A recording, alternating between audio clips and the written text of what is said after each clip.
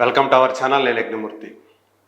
Game changer మొదటి రోజు ఎంత కలెక్ట్ చేసింది, మన తెలుగు రాష్ట్రాల్లో ఎంత కలెక్ట్ చేసింది, దేశీయంగా ఎంత కలెక్ట్ చేసింది, ప్రపంచవ్యాప్తంగా ఎంత కలెక్ట్ చేసింది అనేటువంటి ఆ వివరాలు తెలుసుకోవాలని చాలామంది ఆసక్తితో ఎదురు చూస్తూ ఉన్నారు.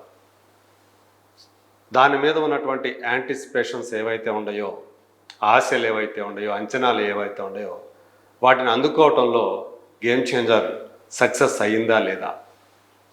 ఫ్యాన్స్ కూడా చాలా ఈగర్గా వెయిట్ చేస్తూ ఉన్నారు. అయితే శంకర్ డైరెక్ట్ చేసినటువంటి మొట్టమొదటి తెలుగు సినిమా కావటం గేమ్ చేంజర్కి సంబంధించినటువంటి ఒక విశేషం. అయితే తండ్రి కొడుకులుగా రామ్ చరణ్ నటించడం ఈ సినిమాకు సంబంధించినటువంటి మరో విశేషం.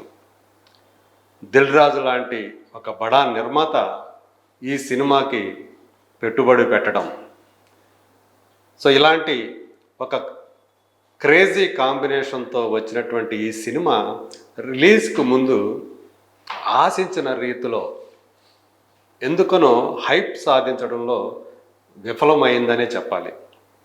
సినిమా మన ముందుకు వచ్చింది జనవరి 10న, చూసాం. కొంతమేరకు డిసప్పాయింట్మెంట్ కలిగింది. ఇంకా బెటర్గా ఈ సినిమా ఉండాలన్నటువంటి అభిప్రాయాన్ని చాలామంది వ్యక్తం చేశారు.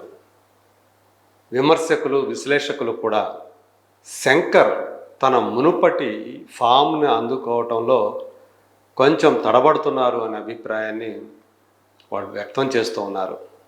పైగా తనకి మొట్టమొదటి నుంచి ఒక కుడి భుజం లాగా లేదా ఒక మెంటార్గా ఉంటూ వచ్చినటువంటి రైటర్ సుజాత అంటే రంగరాజన్ గారు, ఆయన చనిపోవటం శంకర్కి ఒక పెద్ద దెబ్బ అని చెప్పాలి.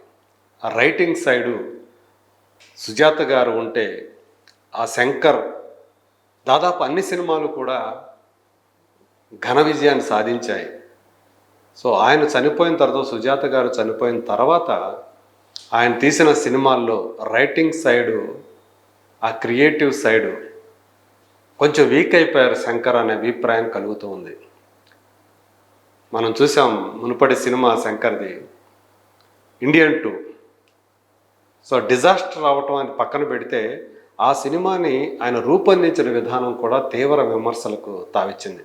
ఆయన అప్డేట్ కాలేదు. ఇంకా తను 90స్లో చేసినటువంటి ఆ భారతీయుడు రోజుల్లోనే ఉండి దాని సీక్వెల్గా ఇప్పుడు ఈ సినిమాని తీశారు. ఇప్పటి జనరేషన్కి, ఇప్పటి కాలానికి అనుగుణంగా ఆ సీక్వెల్ని రూపొందించడంలో, తీర్చిదిద్దడంలో ఆయన ఫెయిల్ అయ్యారు అని అందరూ అభిప్రాయపడ్డారు. గేమ్ చేంజర్ అనేది నిజానికి ఆయనకు ఒక అగ్ని పరీక్షలాగా మారిందని చెప్పాలి. RRR తర్వాత రామ్ చరణ్ సోలో హీరోగా నటించినటువంటి ఈ సినిమా ఘన విజయం సాధించడం అనేది ఆ ఇద్దరికి కూడా, రామ్ చరణ్కి, శంకర్ గారికి ఇద్దరికి కూడా అత్యవసరం. మరి ఈ నేపథ్యంలో మొదటి రోజు వచ్చినటువంటి, అంటే ట్రేడ్ వర్గాల నుంచి అందుతున్నటువంటి మనకు సమాచారం ప్రకారం ప్రపంచవ్యాప్తంగా ఇది సాధించిన వసూళ్ళు, సినిమా ఎలా ఉందో ఇంకా బెటర్గా ఉంటే బాగుండేదని అభిప్రాయం ఎలా అయితే వ్యక్తమైందో, ఇప్పుడు కలెక్షన్లో కూడా ఇంకా బెటర్గా ఉండాలి కదా అనే అభిప్రాయమే వ్యక్తమవుతూ ఉంది. దిల్ రాజు అధికారికంగా ఒక పోస్టర్ రిలీజ్ చేశారు. ప్రపంచవ్యాప్తంగా మొదటి రోజు 186 కోట్ల గ్రాస్ సాధించింది అని చెప్పి ఆయన ఒక పోస్టర్ రిలీజ్ చేశారు. దాని మీద కూడా విమర్శలు వెల్లువెత్తుతున్నాయి. దాని గురించి మళ్ళీ మాట్లాడదాం. అయితే యాక్చువల్స్కి వచ్చేటప్పటికి ఇది 85-86 కోట్ల మించి లేదు. అంటే 100 కోట్లకు పైగానే దిల్ రాజు గారు ఎక్కువ లెక్కలు వేసి చెప్తున్నారు అని చెప్పేసి అభిప్రాయం వ్యక్తమవుతోంది. మనకి ట్రేడ్ వర్గాల ద్వారా మనకు వచ్చినటువంటి సమాచారం ప్రకారం అయితే ఇది రాయలసీమలో చాలా తక్కువగా కలెక్ట్ చేసిందని చెప్తూ ఉన్నారు. 7,66,00,000 గ్రాస్ మాత్రమే రాయలసీమలో వచ్చిందని చెప్పేసి చెప్తూ ఉన్నారు. హిందీ వెర్షన్కి వచ్చేటప్పటికి ఇది 8.64 కోట్ల నెట్ను సాధించింది. అంటే 8,64,00,000 నెట్ సాధించింది అని చెప్పేసి బాలీవుడ్ విశ్లేషకులు విమర్శకులు అనేటువంటి తరణ్ ఆదర్శ్ ట్వీట్ చేశారు. అంటే డబుల్ ఫిగర్ను కూడా అది సాధించలేకపోయింది. జిఎస్టీని కలపకుండా చూసినప్పుడు ఈ షేర్ వచ్చి 8,84,00,000 షేర్ వచ్చిందని చెప్పేసి మనకి సమాచారం అవుతుంది ట్రేడ్ వర్గాల వాళ్ళ నుంచి. అలాగే తమిళనాడు అంటే శంకర్ గారి సొంత రాష్ట్రమైనటువంటి తమిళనాడులో అక్కడ గ్రాస్ 2.5 కోట్లు అని చెప్తూ ఉన్నారు. అంటే ఎంత తమిళనాడు వాళ్ళు, తమిళ ప్రేక్షకులు ఈ గేమ్ చేంజర్ని ఎలా నిరాకరిస్తున్నారు అనేది ఇది ఉదాహరణ. తన సొంత రాష్ట్రంలోనే శంకర్ ఇలా డౌన్ అయిపోయారు అని చెప్పేసి ఈ లెక్కల్ని ఉదాహరిస్తూ ఉన్నారు. ఇలా మొత్తంగా చూసుకుంటే గేమ్ చేంజర్ ఏదైతే ఉందో అంటే మనం చూసాం బుక్ మై షోలో కూడా చాలా తక్కువగా మనకి కనిపిస్తూ ఉన్నాయి. ఆన్లైన్ టిక్కెట్ల అమ్మకాల ప్రకారం దేశవ్యాప్తంగా మొదటి రోజు చూసుకుంటే 50 కోట్ల రూపాయల గ్రాస్, అంటే టోటల్గా టిక్కెట్ల మీద వచ్చినటువంటి ఎలాంటి జిఎస్టీలు కట్లు అవన్నీ లేకుండా చూసుకుంటే 50 కోట్ల గ్రాస్ మాత్రమే వచ్చిందని చెప్పేసి చెప్తూ ఉన్నారు. సో ఇలాగా ఇక బుక్ మై షో చూసుకున్నా కూడా మొదటి రోజు ఆ టికెట్ సేల్స్ ఏవైతే ఉండే నంబర్ ఆఫ్ టికెట్ సేల్స్ దేవర కంటే కూడా తక్కువగా వచ్చాయని చెప్పేసి ఒక అంశాన్ని చెప్తూ ఉన్నారు.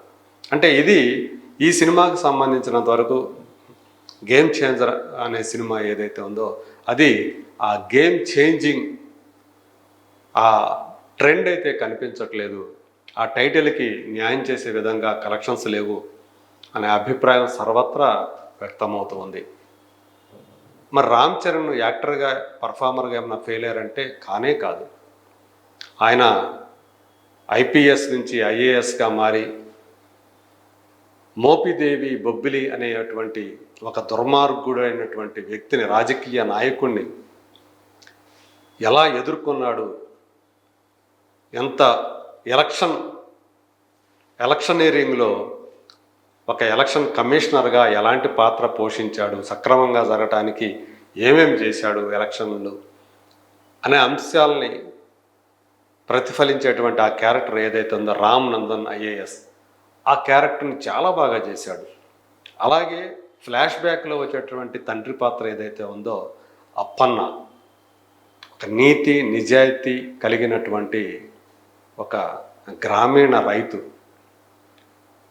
తన ఊరిని కాపాడుకోవడం కోసం మైనింగ్ని కూడా దూరంగా తరిమి కొట్టగలిగినటువంటి ఒక పోరాటశాలి, ఒక ధీశాలి. సో ఆ పాత్రను కూడా ఎంతో కన్విక్షన్తో రామ్ చరణ్ పోషించాడు.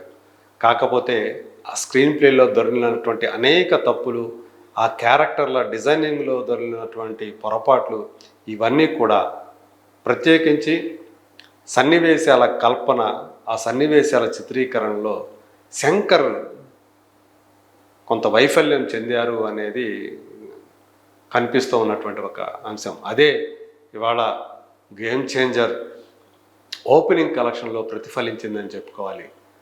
ఆన్లైన్ బుకింగ్ పరంగా చూసుకుంటే బుక్ మై షోలో ఈ రెండో రోజు చాలా వరకు కూడా గ్రీన్లో కనిపిస్తూ ఉండటం, అంటే ఎక్కువ 50% కంటే ఎక్కువగా అమ్ముడుపోనే టిక్కెట్లే ఎక్కువగా మనకి స్క్రీన్స్లో మనకి దర్శనమిస్తూ ఉన్నాయి. ఇదే ఆ ట్రెండ్ని మనం పట్టిస్తూ ఉంది. మరి 350 కోట్ల రూపాయల వరకు కూడా బడ్జెట్ పెట్టి నిర్మించినటువంటి ఈ సినిమా థియేట్రికల్గా 220 కోట్ల రూపాయలు ప్రీ బిజినెస్ వాల్యూ పరంగా, అలాగే ఇంకొక 200 కోట్ల రూపాయల వరకు కూడా శాటిలైట్ కానివ్వండి, ఓటీటీ రైట్స్ కానీ అమ్ముడిపోయింది. అంటే 420 కోట్లు 440 కోట్లు చెప్తూ ఉన్నారు టోటల్గా. సో ఈ రేంజ్లో అమ్ముడుపోయినటువంటి ఆ సినిమా ఇప్పుడు థియేట్రికల్గా వచ్చేటప్పటికి ఈ 220 కోట్ల రూపాయల షేర్ని సాధిస్తుందా అనే అనుమానాల్ని వ్యక్తం చేస్తూ ఉన్నారు. మనం చూసాం 85-86 కోట్ల గ్రాసు అంటే దాన్ని షేర్లో కన్వర్ట్ చేసుకుంటే సగానికి సగం పడిపోతుంది.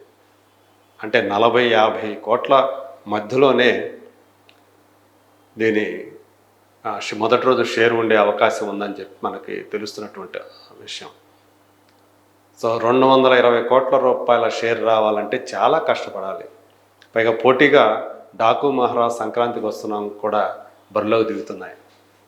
థియేటర్లో చాలా స్క్రీన్స్లో వాటికి ఇచ్చేయాల్సి ఉంటుంది. సో ఈ ఫ్యాక్టర్స్ అన్ని చూసుకుంటే రాబోయే రోజుల్లో చాలా కఠినమైనటువంటి పరీక్షని గేమ్ చేంజర్ ఎదుర్కొంటుందని చెప్పాలి. ఓపెనింగ్ కలెక్షన్స్ అయితే ఆశించిన రీతిలో లేవనేది మాత్రం ఒక వాస్తవం. మరి రాబోయే రోజుల్లో ఎలా ఆ ట్రెండ్ ఏమైనా ముందుకెళ్తుందా, ఒకవేళ పాజిటివ్ టాక్గా మారి అదేమన్నా కలెక్షన్స్ రూపంలో ప్రతిఫలిస్తుందా అనేది let us wait and see.